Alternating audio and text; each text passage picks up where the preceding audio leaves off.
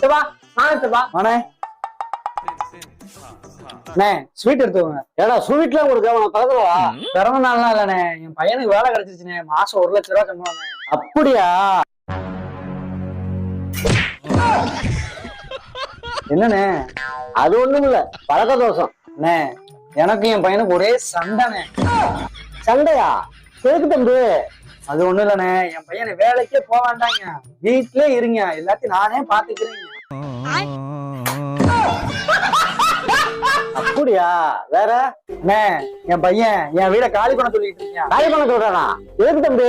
இல்லண்ணே, இந்த வீடு சின்னதா இருக்கு, வேலைக்கு வேற போக ஆரம்பிச்சானா 6 வீடு வாங்கினா 30 வசதி தான் இருக்கு, அதனால பக்கம் வாங்கிட்டேன், அங்க போறோம். சரிண்ணே பாருங்க, எனக்கு கொஞ்சம் வேலை இருக்கு. கார் வாங்க போறீங்க, மங்களம் வாங்க போறீங்க, 1,00,000 சம்பளம்.